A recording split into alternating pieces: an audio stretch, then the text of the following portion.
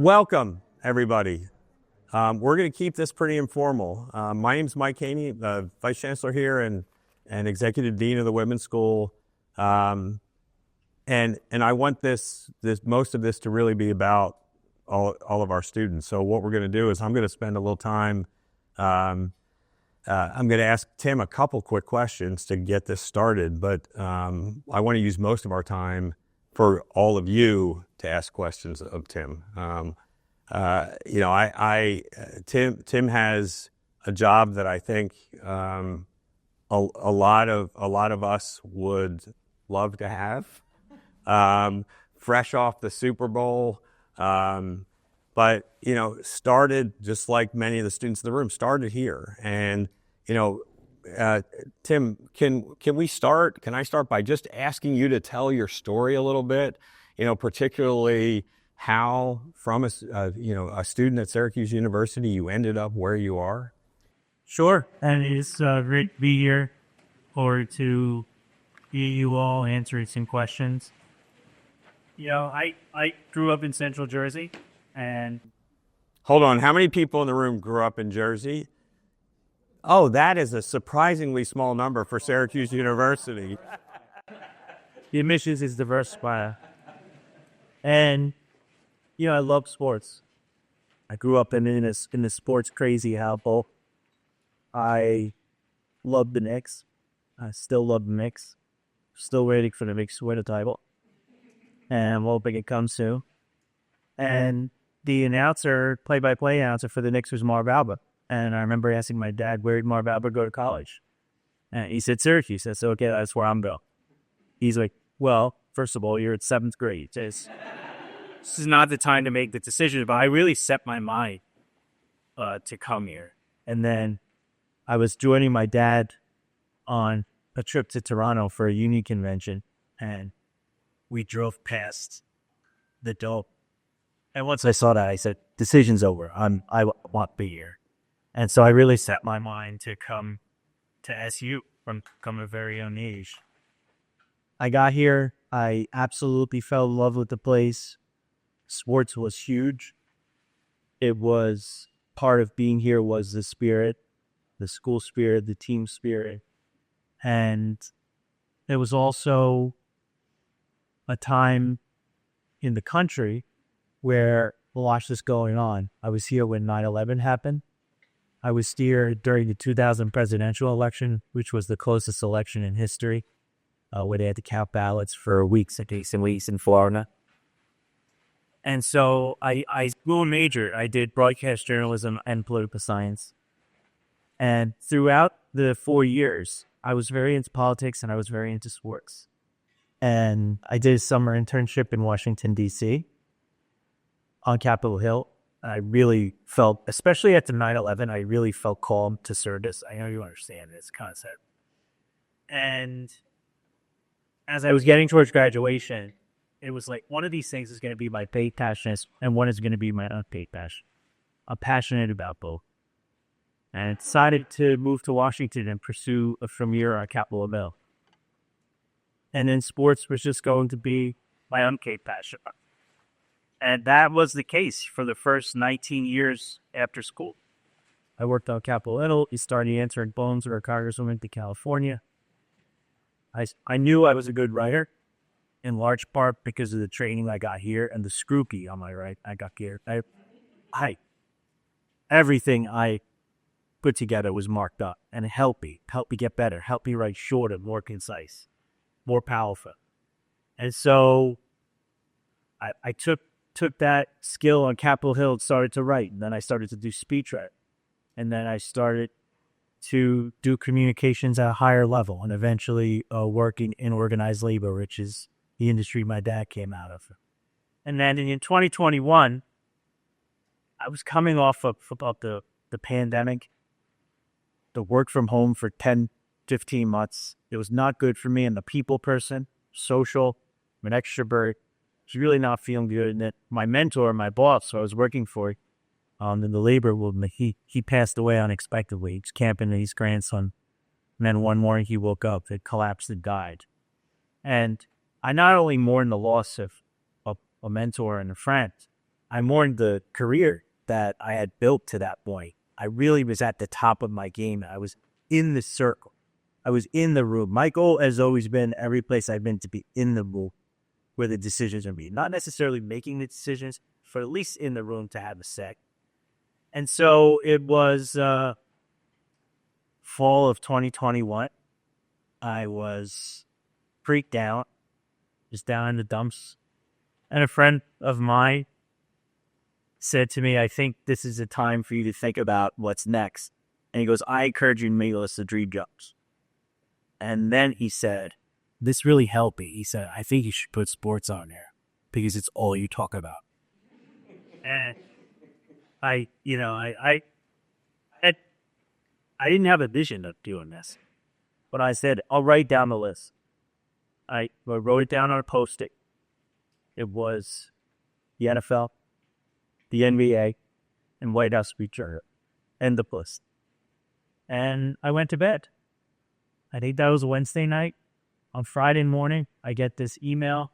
Every day it's called Daybook. It's new job openings, about 20 new job openings in public affairs, policy, law, stuff like that. On Friday, I opened Daybook, and the first on the list of 20 was Director Communications National Football. And I just felt like, I don't know if this is a God moment, this is coincidence. I said, but whatever it is, I need to apply. And I applied.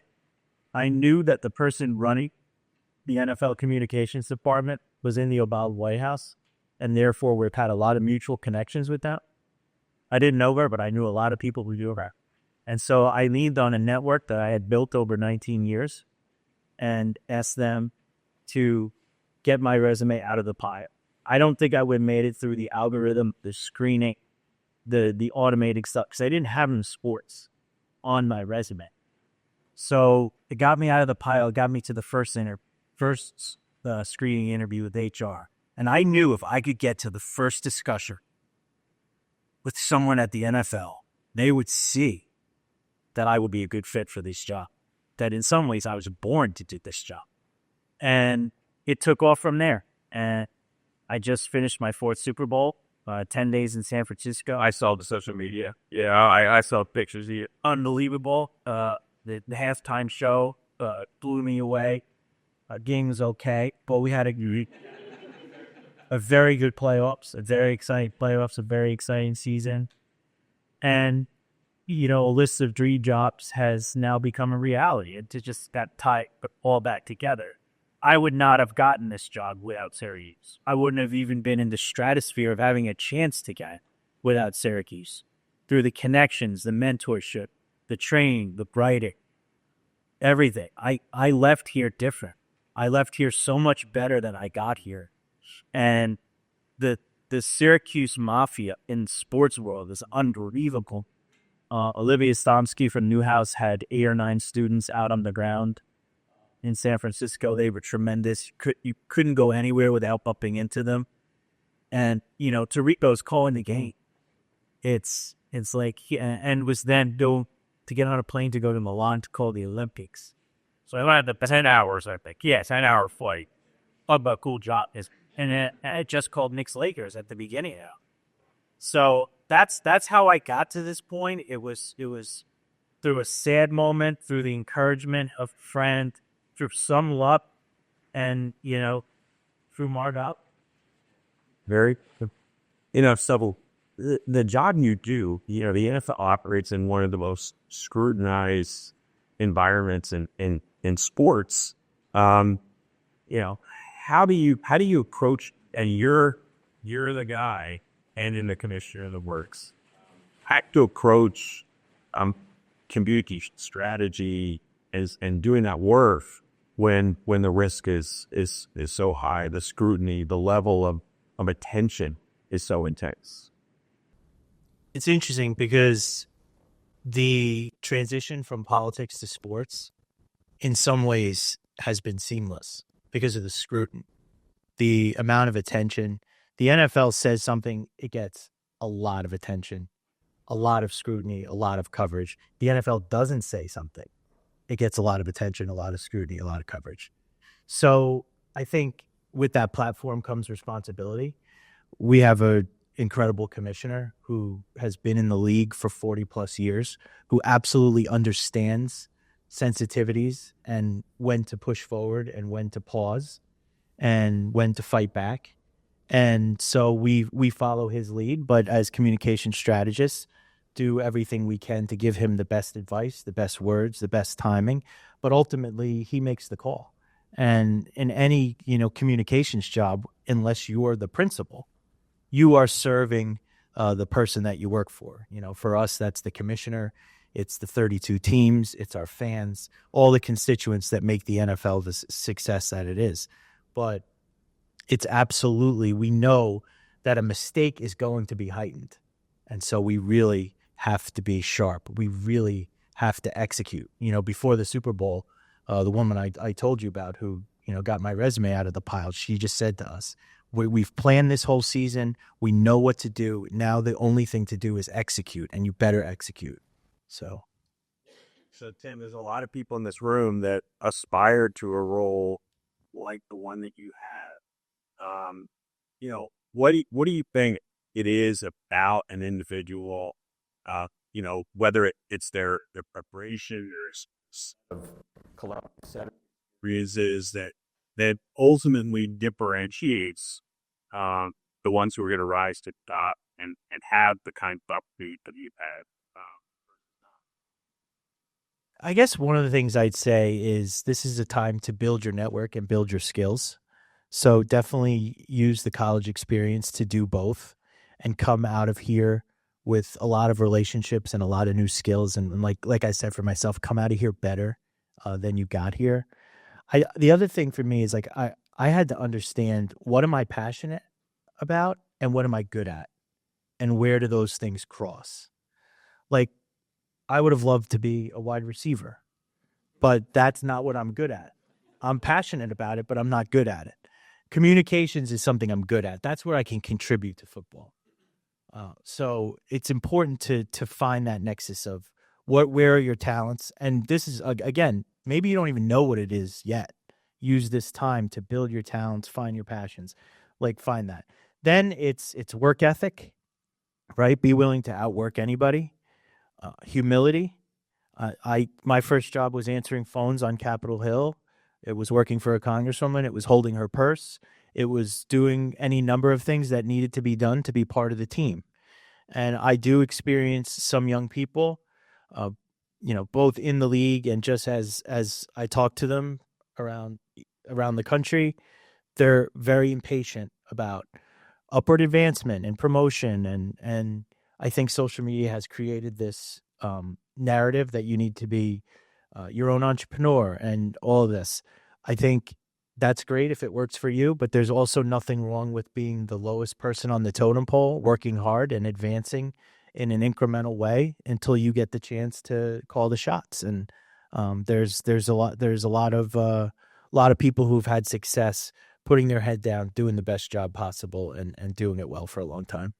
So you mentioned social media. That's how you and I think, connected. The announcement that Syracuse University made about our new Center for the Creator Economy. Can you talk about how social media, streaming content, individual athlete brands, how has all of that changed strategy for the NFL, changed how the NFL may think about fan engagement and athlete engagement and storytelling more broadly? Well, it's changed it dramatically. I think it used to be, if the NFL had to announce something, you'd get it to a wire service like Associated Press and make sure the news went out across the country. Now, a Schefter tweet is going to get you many more eyeballs than an exclusive in the Wall Street Journal. I think I was sending to Thomas, and thank you to Thomas and Adam, by the way, for all the hospitality. I sent to him last night, we had a flag creator game the night before the Super Bowl. Super Bowl Eve, there was a flag creator game where Destroying and others played each other, and it was all on YouTube. I don't know what that either. You don't know Destroy? The Center for the Creator Economy needs to know about destroying. But Thomas knows. So you're covered. I do that a lot. 14 million people watch that. 14 million people watch the Flag Creator game. I was not one of them. Yeah. But that's like more than He's looking at me like with contempt now. well, I knew destroying when I read about it. But that's like more than some of the other sports do for regular ratings. So it's absolutely a part of the new way that we communicate. Our players have their own shows, their own brands, their own channels. When Kelsey had Taylor Swift on their podcast, it like broke the internet for a night. It was so big. And now, some of the younger staff in our department, and I even introduced some of them to Thomas, they are thinking about it's called earned media. Like, how do I get a story in The Athletic? How do I get ESPN to cover the initiative we're doing to make player health and safety better? But now it's not just news, it's news influencers. So it's influencers who drive news coverage. And we're now working in a strategy for them. They were at the Super Bowl. They will be at the owners' meeting when the 32 get together to make all the decisions for next season. It's totally in 10 years. It looks totally different, and either you're keeping up with it or you're falling behind. But we have a commissioner that will not let us fall behind. The opening game this year was on YouTube for free across the world, and it started with a segment about Mr. Beast purchasing the NFL. That's not something that I could have ever imagined was possible, but the commissioner was like, "Yeah, let's do it," and he gave him his office. So that's how much it's changing. So it's great that Syracuse is getting in front of this. And hopefully we can partner. I'm going to put you on the spot with the NFL and our new center. Two more questions, and I'm going to let students ask you some questions. So, could you, looking back, the story you told that brought you here? I think you touched on some of this, but were there one or two really pivotal moments in your journey? You shared one, about the passing of your mentor, but maybe another example of one of those moments that really forced you to reflect and potentially pivot that you had to navigate? So I would say on the personal side, I had two moments a decade apart that put me in a position to live life more free and be more at peace with myself and the world. That was so when I was here on campus, I was in the closet. 1999 to 2003 was very different than 2026. And I just didn't feel comfortable being myself, embracing that side of myself. And it was sometimes I could push it down and have so much fun and have a lot of joy here on campus. And sometimes it was very painful and lonely living with a secret. So when I was 24 in 2005, I finally told my parents and then started to tell others and just embrace that fundamental truth about myself. But it really took the decision I made 10 years later, which was to quit drinking. And, there was a moment here when I come up, I think about my favorite professor, John Nicholson, who I don't know if anyone's had a chance to meet, just one of the most wonderful men. And he was one of the ones who would push me in my writing and mark it up. And I used to go into his office hours on Fridays. And he said to me when I was like 19, "You're drinking too much." And I was like, "Prof N, I'm in college. What are you talking about? This is what we're going to do here." But he saw something, and he saw the grips of something on me. And I think those two things were intertwined, like my refusal to accept myself and the self-medicating of alcohol. And so 10 years apart, I resisted and resisted and resisted. But 10 years apart, I started to just put down the bat that I was using to beat myself up about these things. And so I'm now 44. So it's a decade. It's an important number here, I think. It's big. It's big. I am now Jim Brown. So 24 I came out. 34 I got sober. Now I'm 44 with 10 years of sobriety, and I feel like the healthiest and most free I ever have. And I think that allows me to be the best person for the NFL. That just taking like the weight of the baggage of the bullshit off and just being free. Now I can be like, I can focus on my work, my life, and just be myself in every room that I'm in. So those two moments, I think, again, have put me in a position to just like have this next decade be my best. So last question for terrorists. Same question I ask every speaker that we bring into this building. Take yourself back. You're one of them. Sit in one of these seats. Now, with all of these experiences behind you, one piece of advice that you wish you could have given your college self. Well, just building on the last story, be yourself, be your authentic self. Don't put on a mask. Don't feel like you have to be anything for anyone other than who you are. Surround yourself with friends that support you and lift you up and challenge you. Don't surround yourself with a bunch of yes people. Have a lot of fun. Make sure to use this time. Life gets more complicated after this.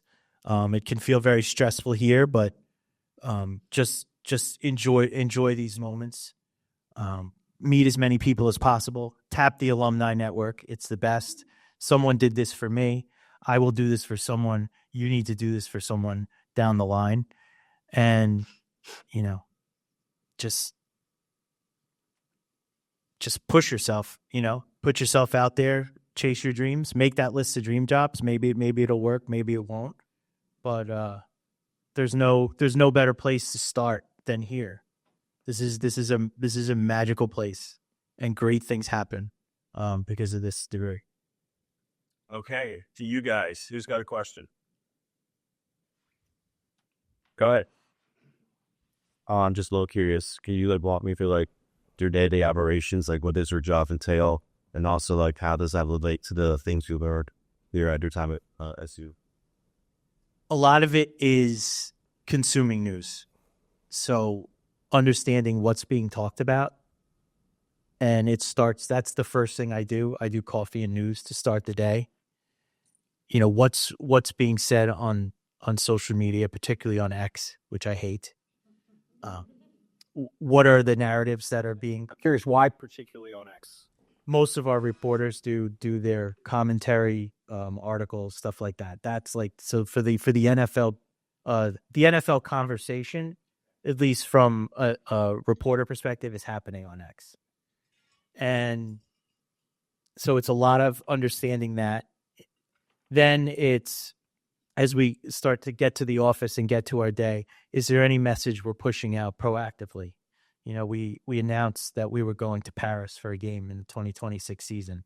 So we want to get that announcement out there, but we also want to tell the broader story of how the NFL is becoming a global game, how we're playing 9 games internationally, and how the fans there are pushing for more football, and are the teams in the United States want to go play those games. So what proactively are we saying? Then there'd be time to get together for brainstorms and strategy. Where are we being covered? Where are we not being covered? Are there any things we need to push back on? Any reporters we need to check in with? And then each day is different. The Super Bowl was sort of a 10-day sprint of issues like that with different events. The Pro Bowl was on Super Bowl week this year, so that was a big deal. The commissioner's press conference was on the Monday of Super Bowl week. That's his big sort of State of the Union where he answers 30 questions. So a lot of prep goes into that. But I would say that the thing that's consistent of every day is having a timely and full understanding of what's being said about the NFL, whether it's on X, whether it's on First Take, whether it's on The Athletic, or whether it's some news influencer with something that's going viral that may or may not be true. Like there was it went viral a week and a half ago. Bad Bunny's going to wear a dress. He's going to wear a dress for the Super Bowl. Went viral. It's not true. So we'd figure out what do we do with this information? How do we correct it? Do we correct it? So that's kind of a sense of a day. Captain, thank you for sharing. So honestly, I'm really interested. I love the technical skills that are very valuable for a role like this. And I talked about hard work and soft skills, but I'm like, how do they prepare as for school? Number one is writing. This probably sound too harsh, but if you can't write, don't bother. I would almost say for a communications job, it's every, and that's a skill that can be built and improved. It's every part of it, from the well-crafted email trying to convince a journalist to take your idea, to the talking points that will shape the narrative of the issue you're trying to communicate about, to the op-ed piece that's going to be placed, to the caption or the text of a social media post. It's all critical. Any wasted word is a wasted opportunity. And so I think that as far as hard skills, that's number one. But you also you need to know how to put together a deck on PowerPoint or whatever you use. It's helpful if you have some graphic design skills, things like that. It's absolutely important that you have news literacy. That when I see a video online, I usually can tell if it's AI. You should have that scrutiny. See, is this and always be thinking, does this sound right? Is this right? And so that's just having that critical eye, and that comes just through a lot of reading, a lot of understanding, a lot of consumption. So I think writing, news literacy, if you can add some graphic and video to that, even better. But that it starts with a pen that works. And how do you guys handle with social media coming and more traditional AP style? Are those principles still being applied for social media? Well, I to the dismay of all of my coworkers in the department, I, with my boss's permission, created an NFL style guide that everyone has. It's based on AP with some exceptions. That we were just capitalizing league for no reason. I don't know why, but I was I couldn't take it anymore. So I was we need a style guide. League, it has to be lowercase. And so for press releases, I was given press releases to implement this style guide on. I would love to push it out further. Digital obviously is a little more informal. We had a debate on the Oxford comma. It got a little crazy, but absolutely the most important thing to do, I think, is to be consistent. So if you're going to do it the same way every time.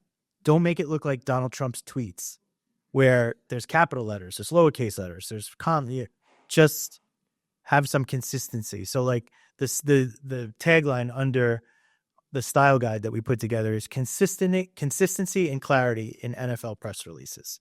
So to me, that's the most important thing, is to do it the same way every time. First of all, congrats on 10 years sober. Thank you. Yeah. Kind of a two-part question. With the NFL going more global, how do you make sure that players and teams are getting enough rest and are not traveling thousands and thousands of miles, but also that, you get some fans who are upset that they're now missing out on one, maybe two home games every season? That's a big deal when most of your revenue comes from inside the United States, I presume. Yeah, that's definitely been one of the challenges, one of the headwinds in international, and we work very closely with the teams, with our football operations, to get the logistics right, to make sure that that there's not a big burden placed on the players, to experiment with different approaches to see what feels best for the players. Is it getting out there a week early? Is it going out the same weekend and coming back? What about bye weeks? give teams the option to take a bye week after an international game. The Vikings played back-to-back games in London and Dublin last year because they wanted to. They saw it as a way to grow the game globally and grow their fan base overseas. But it definitely takes some care to do it the right way, to make sure that teams are getting the rest and recovery, and that all of the logistics are buttoned up. So we have a team that focuses on that. And then on the home and away, we're now at a 17-game schedule. So it's either 8 home or 9 home. So on the years you're international, it'll be 8 home. Yes, sir. How do you approach networking, and how do you think building a network has evolved from when you were, say, our age, and then now that you're in a position of power at the NFL? I love it. I still do it. I do it with young people, but also people that I look up to, peers. I use LinkedIn. I'm not hesitant to send a cold LinkedIn message to reach out. If someone's working on a project I'm interested in, or they're quoted in an article, I'll say hello. I like to do it face to face. I really like just the quick coffee, the get to know coffee. I do that. I try to respond to as many as possible that come to me, especially for Syracuse people. But I'm relentless about it. I want to always be growing my network. If my network is static, then I'm becoming static. So I'm always looking to meet different people. The other thing I've been doing lately is I want to meet people in different industries and that do different things.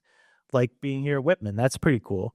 There's those words there about workflow and monetization. I don't know what that means, but that sounds good, right? And I met someone who was an angel investor in San Francisco. I also didn't know what that meant, but he told me.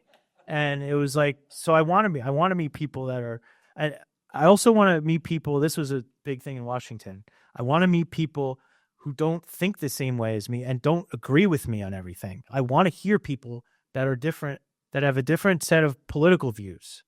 As long as they're respectful of me and who I am, I want to hear them out. That's like allows me to open my mind. So I'm very proactive about networking, and I would encourage you to be too. Thank you. Hey. Thank you so much for speaking today. I really appreciate just kind of like how transparent and the way you opened up today. So my question was along the lines of, how does the NFL adapt or just try to tune out such a tight political tension and division that's going on in the country, around the world, and that tries to seep its way into the game and, tries to affect it, because clearly there was a loss of viewership in terms of some sort of people in the country that didn't support the halftime show, or however it may be. Like, how do we adapt to that as it gets more and more dangerous? It's a great question. It's something we grapple with. There's a belief at the NFL, and I am really bought into it, that football is a place to bring people together. That football is the last big tent in the United States where people from all backgrounds, all beliefs, all walks of life come together every Sunday to scream their head off and either have their heart broken or be elated, and to do it again the next week. And that in that stadium or at that sports bar or in that group chat, it doesn't matter who you voted for. It doesn't matter what's going on in the world, that this is a reprieve from the division and the toxicity that is dominating American politics and in some way global politics. Now, in many ways, it's easier said than done, right? Halftime became political, but anyone who watched Bad Bunny's halftime show and didn't see what joy that show brought, that joyous occasion of uplifting people, of uplifting culture, that to me was a unifying moment. The commissioner had said that the people that have that stage, really starting with Michael Jackson, who was one of the first big artists to do it, have an understanding that platform is to unify people and to bring people together.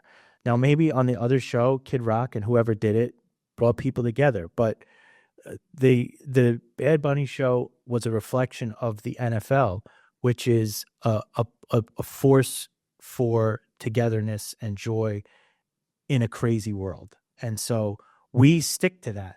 People that try to drag us in to partisan politics, to ideology, we resist. We hold the line, and we make it about football and about communities and about bringing people together. And even when it's tough, that's something we stick to. And I think the league is better for it. I think the country is better for it.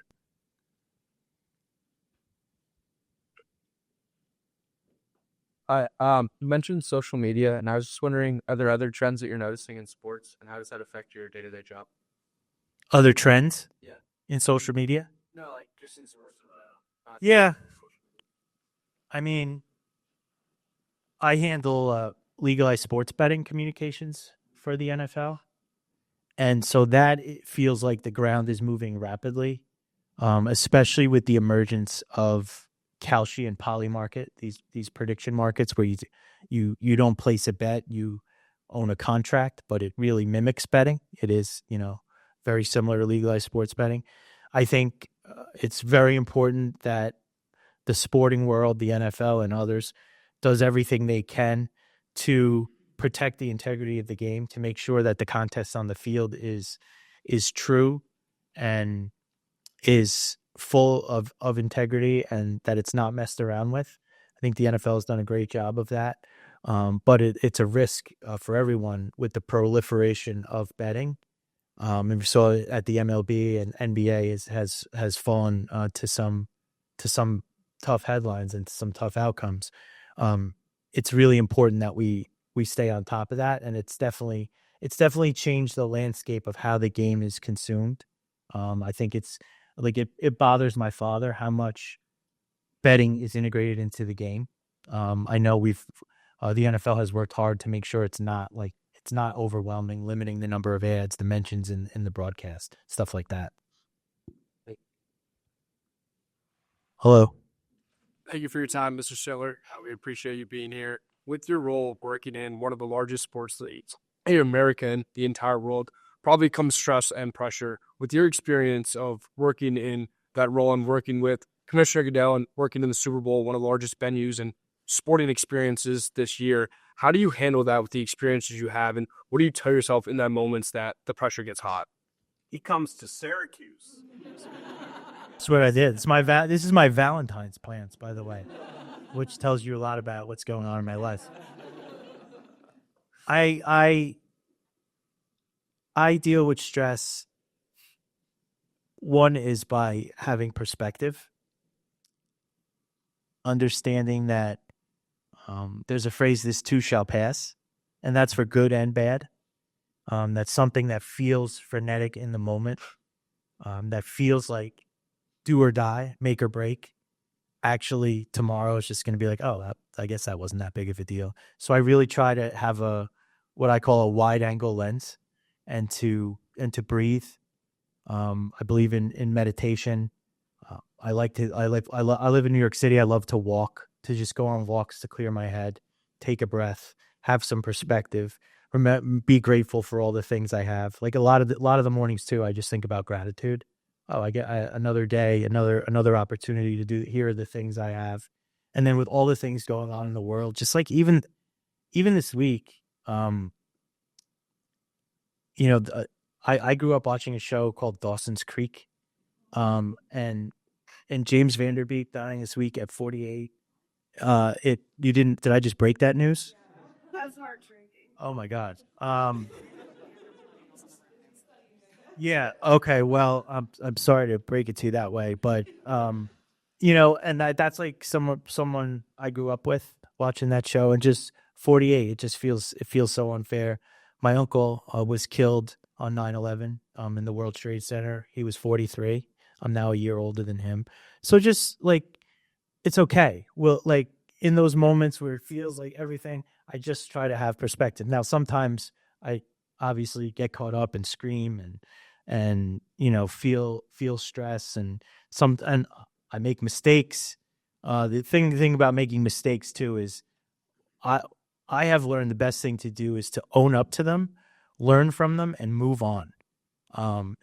In the earlier part of my 20s and early 30s, like I would just continually beat myself up and replay the mistake and have this voice in my head that told me I'm no good. Now it's like, okay, made the mistake, learn from it, and move on.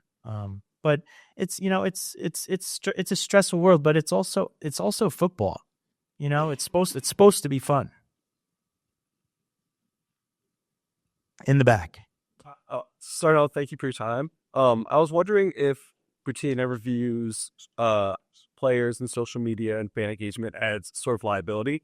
I'd imagine that with hundreds of players, all with celebrity level followings that are associated with your organization and yet not speaking on your behalf, how does you guys track that? How does that enter into a picture of your communication strategies? I think it's a trade-off, and it's a net positive. Players having voices, players being able to be out there and show their personality.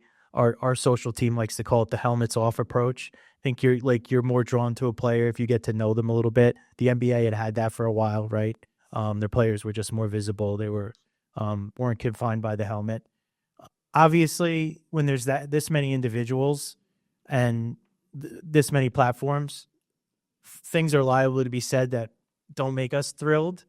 But as long as it's, not a violation of our personal conduct policy, we kind of live with the adage that individuals are going to share what they believe and what's important to them and show their personality and have fun. I think that's been good for the sport in general. And they don't speak. They speak on behalf of themselves, but they don't speak on behalf of the league, right? They're definitely ambassadors, but I think overall it's been a positive to see the personality. Like I watched the show Quarterback and just going behind the scenes, seeing Mahomes, seeing Kirk Cousins. It's seeing Joe Burrow. It was really cool, and I think it's great that people get to know our players better. It's really a net positive to me. Being in charge of the message that's coming out with the NFL. You said earlier there's always a reaction when the league says something or they don't say something. What's the challenging part of really leading that group and the message that comes out from the league? The first thing I'd say is that the woman who hired me leads our group, and she had experience with the White House press corps and has a really good sense of when to comment, when not to comment, when something will pass, when something's becoming like a 2-3 day story. So working together with her, our team is really focused on assessing what is this, like doing situational awareness assessments of what is the temperature? What is the temperature online? What is the temperature in the news? How are people reacting to it? And then we try to make our best guess about what's the right strategy. Is it saying something? Is it fighting back and pushing back against an idea that's gaining traction? Is it education? Like we had to do a lot of education when we changed the kickoff last year. Kickoff looks very different than it did the year before. There's been great success. Triple the number of returns this year, the most return yards ever. Very exciting play restored to the game. But the first thing fans see is like, why does it look so weird? And then social media is like, this looks weird. And it takes and that's the whole conversation. So like, how do we figure out how to educate on things like that? So it's really more of an art than a science, but we try to have people in the department who understand, and through experience and through trial and error, when's the time to push and when's the time to do nothing. And we often, I would say more times than any, we do nothing. And I build on his question. Yeah. So there are times, obviously, when you don't have to spend a ton of time assessing. This is bad, right? This is going to be. Can you take us through how you navigate a truly crisis situation for the league? Sure. So And if you want to share an example, that'd be I was gonna, yeah, that's what I was gonna give an example. put you on the spotlight. Yeah. But no, I started at the league May 9th, 2022. January 2nd, 2023 is a Monday. So it's a holiday. It's the New Year's Day observed. I sit down to watch Monday Night Football. It's a big matchup. Buffalo at Cincinnati, and they're both fighting for a number one seed with Kansas City. Oh, where you go. And I'm watching the game. It's just a kind of a normal game. I believe it was a kickoff. And at first, like, someone's down. That's not like, okay, there's an injury timeout. And so ESPN goes to break. And then they come back. And then they go right to break again. And I'm like, something's off. And then when they come back, you see the circle of players in prayer. Then you realize this is not something normal. Something bad is going on. So we're all at home. So that was one of the challenges. We had some football operations staff in Cincinnati, but we weren't in Cincinnati and we weren't in the office. For those of you who don't remember this, Damar Hamlin of the Bills went into cardiac arrest and lost consciousness and was resuscitated by medics on the field. But it looked like when it first happened that the NFL's worst nightmare was coming true, which was a player was going to lose their life on the field. So at first, I didn't know exactly what to do. So I started texting with coworkers, my boss, the people I've talked about today. Then I also texted with my father and my cousins and some family about, are you watching this? What do you think we should do? What should we do with the game? Because the first question was, can we get Damar as in good a shape as possible on the way to the hospital, right? That was the first concern was Damar. Then it was, what do we do? Like, we have all these people here at the game, so what do we do? So ESPN had the doctors on the field saved Damar's life. I mean, it was an incredible, miraculous story. But that night we didn't know. We didn't know what was going to happen. We woke up the next morning, didn't know if he was dead or alive. And ESPN said on the air that the NFL said that the players should warm up and get ready to go back on the field in 5 minutes. So that became a big crisis narrative that was out there, that we were just like the heartless NFL saying, basically continue on. We got, so obviously the game was postponed. The game ended up being canceled, but we needed in that moment, obviously, we wanted all the focus to be on Damar and on Damar's health and well-being. But we also needed to smack down the narrative that ESPN had put out there, that we were trying to replay that game in 5 minutes, which was not true. And so one of the things in a crisis is talk to yourselves before you talk to the world. Like, we had to all talk to each other, understand what was happening, figure out the message that we were going to put out, and then talk to the world. It's not here's what happened and to the world, and then you have to correct and backtrack. And so we talked to ourselves. We had a midnight press conference, I remember, because it was like a conference call, a phone conference, which is very like old school. And I remember I looked at the clock, it was 12 midnight. And when you're on a conference call, when someone joins, it beeps. So at 12 o'clock, I jumped on, and then it must have been 100 beeps. Like beep, beep, beep, beep, beep, beep. Just that's how many people were on to hear from our executive vice president of football operations, who spoke very passionately about Damar, about what happened, about the medical team, about the crisis planning that we had put in place, not communications crisis, emergency response crisis plan that we had put in place that saved DeMar's life, and that it was our decision, the NFL's decision, to postpone the game, and that we had never said that we were going to warm up and play again in 5 minutes. So when we got that message out there at midnight, was that message taken hook, line, and sinker? No, it was not. There was then debate. Why did ESPN say that? What does the NFL mean? But we got into the conversation and started to shape the conversation back toward what happened to save DeMar's life, and to smack down the idea that we somehow wanted to replay the game. So it was the most stressful week I've ever had on the job. There was no sleep. Every morning you woke up, you hoped for a good update. And then it was probably by Wednesday of that week that we heard the report that at the University of Cincinnati Hospital that DeMar had woken up, and that his first question was, did we win the game?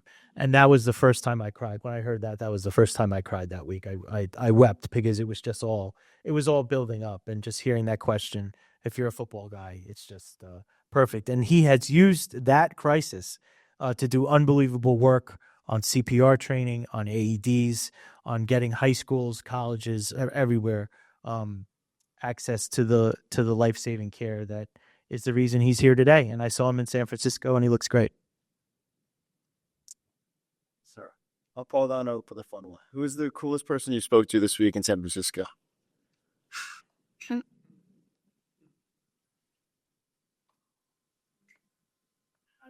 say Mike Tirico. It was pretty cool.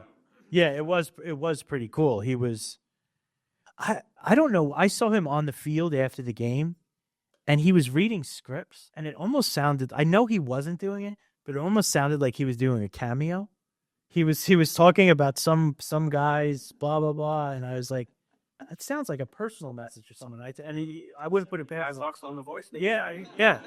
Yes, I don't know if he was doing a cameo, but he was down there, absolutely smile on his face, absolute pro, and getting ready to go to Milan to call the Olympics, and had called Knicks Lakers at the beginning of the week, and that was his week. Knicks Lakers to the Super Bowl to Milan for the Olympics. No one had a better week. I don't care who you are. No one had a better professional week. It's not possible. So he's like, I'm definitely inspired when I see him. I got to spend the post game with Julian Love. If people are familiar with him, he's a safety for the Seahawks. The Giants let him go for some reason, and I needed to escort him to his podium for post game interviews, and the coach of the Seahawks, Mike McDonald, wanted the team in the locker room first to break down the team. And so we were standing outside the locker room waiting for the players to come out to take them. And they weren't coming out.